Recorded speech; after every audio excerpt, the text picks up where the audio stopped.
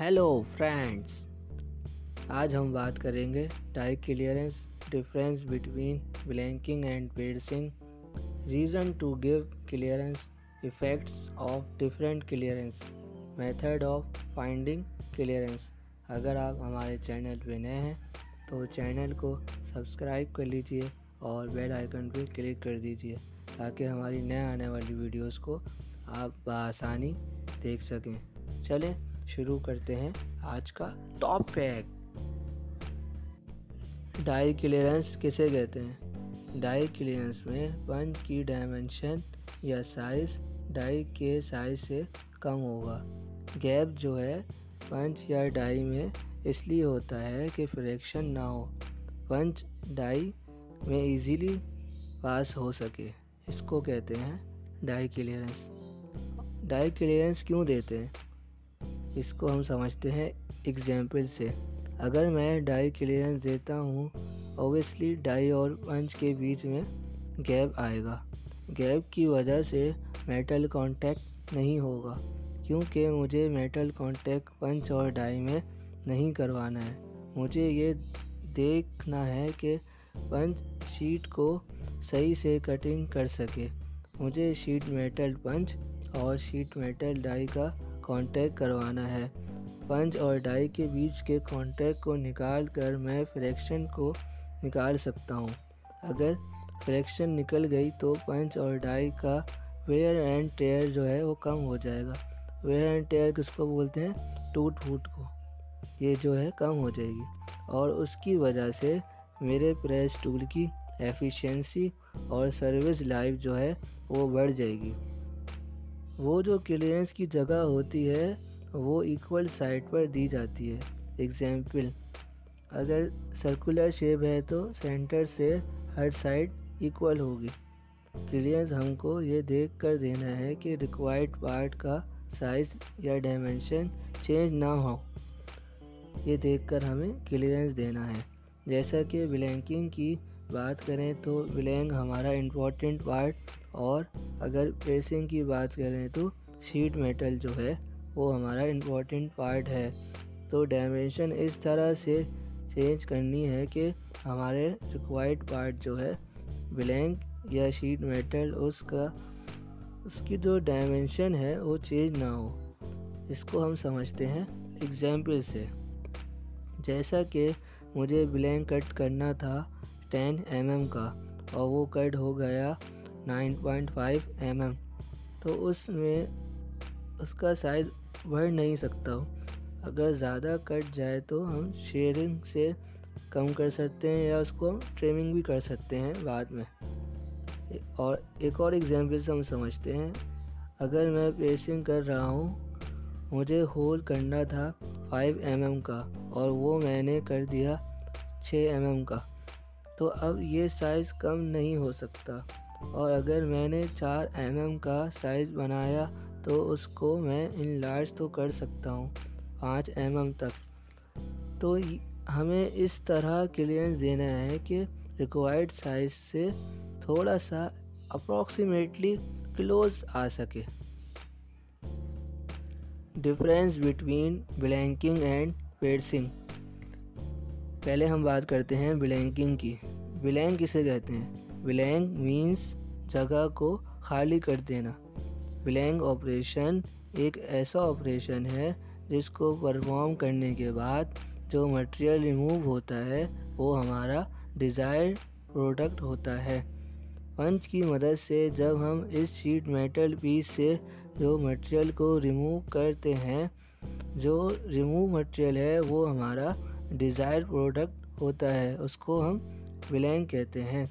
Sheet metal piece जो बचता है वो स्क्रैप कहलाता है। ब्लैंकिंग में ब्लैंक का साइज़ डाई पे डिपेंड करता है। डाई में जिस साइज़ का होल है उस साइज़ का मुझे ब्लैंक मिलेगा। ब्लैंकिंग के अंदर ब्लैंक इम्पॉर्टेंट है, यानी कट आउट जो मटेरियल है वो हमारा इम्पॉर्टेंट है। ब्लैंकिंग के अंदर डाई साइज़ जो है वो इम्पॉर्टेंट है। एग्जाम्पल से हम इसको समझते हैं। अगर 6 mm डायामीटर का होल ब्लैंक निकालना है तो डाई के अंदर भी 6 mm डायमीटर का होल होगा और क्लियरेंस जो है वो पंच में होगा। पियर्सिंग किसे कहते हैं? पंच की मदद से जो शीट मेटल पीस से जो मटेरियल रिमूव करते हैं वो स्क्रैप कहलाता है, और जो शीट मेटल पीस है हमारा वो हमारा रिक्वायर्ड पार्ट या डिज़ायर्ड प्रोडक्ट कहलाता है। पियर्सिंग में शीट मेटल में होल करते हैं, इसलिए शीट मेटल जो है वो हमारा इम्पोर्टेंट होता है। होल क्रिएट होने के बाद जो मटेरियल बाहर निकलता है उसको हम स्क्रैप कहते हैं, और शीट मेटल पे जो होल क्रिएट करते हैं उसको हम पियर्सिंग कहते हैं। पियर्सिंग में जब हम होल करते हैं, होल की डायमेंशन जो है वो हमारे लिए इम्पोर्टेंट है, यानी शीट मेटल जो है वो ज़्यादा इम्पोर्टेंट है, तो इसमें पंच का साइज सेम रखते हैं और डाई में क्लियरेंस देते हैं।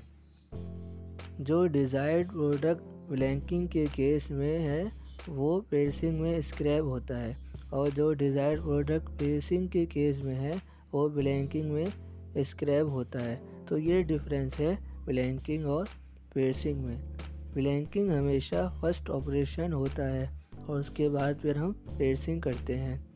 अब हम बात करते हैं इसकी एप्लीकेशन की कि ये ब्लैंकिंग और पियर्सिंग कहाँ इस्तेमाल करते हैं हम। इसको इस्तेमाल करते हैं हम ऑटोमोबाइल इंडस्ट्रीज़ में और एरोस्पेस इंडस्ट्रीज़ में, किचन अप्लाइंसेस में इसको इस्तेमाल करते हैं, और जब हमको शीट मेटल कंपोनेंट की मास प्रोडक्शन चाहिए होती है तो वहाँ पर भी इसको हम ये ऑपरेशन जो है इसको हम इस्तेमाल करते हैं।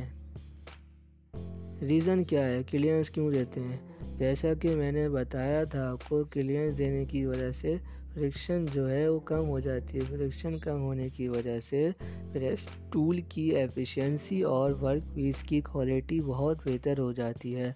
अगर मैं क्लियरेंस देता हूँ तो सारे पार्ट जो हमारे हैं वो हमारे अच्छे बनेंगे, मतलब बराबर बनेंगे, और वेस्टेज जो है हमारी कम हो जाएगी। वेस्टेज जब बढ़ती है तो हमारे पार्ट जो हैं वो बराबर नहीं बनते। अभी तो हमारे पार्ट क्लियरेंस देने की वजह से बराबर बन रहे हैं, तो इसमें हमारी वेस्टेज जो है वो कम हो जाएगी। इसके अलावा जो हमारा कटिंग टूल यानी पंच और डाई की जो कंटिन्यूटी है वो मेंटेन रहेगी, क्योंकि हमने वेयर निकाल दिया है तो दोनों थ्योरेटिकली काम करेंगे, तो इसकी वजह से उनकी सर्विस लाइफ जो हमने कैलकुलेट की थी वो हमें मिल जाएगी।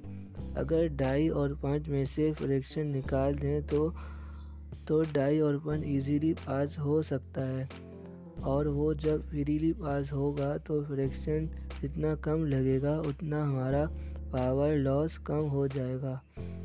इसकी वजह से हमारा जो पावर कंजम्पशन है वो यूनिफॉर्म और रेगुलर हो जाएगा, यानी हर बार सेम पावर कंज्यूम होगी और एक तरीके से रेगुलर पैटर्न हो जाएगा, जिससे हम एस्टिमेट कर सकते हैं कि पावर कॉस्ट हमारा कितना होगा।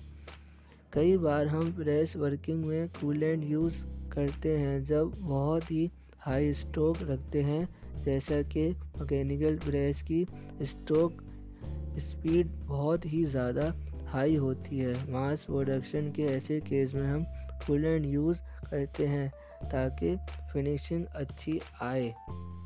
तो ऐसे केस में कि कूलेंट वहाँ पर प्रेजेंट रहे यानी मौजूद रहे, तो उसके लिए भी क्लियरेंस काम करता है। जैसे कि अगर मैं क्लियरेंस गैप देता हूँ तो उस गैप में कूलेंट फिल हो जाएगा, उसकी वजह से कंसिस्टेंटली वो उसमें भरा रहेगा और वो हर बार अपना काम सक्सेसफुली कर पाएगा।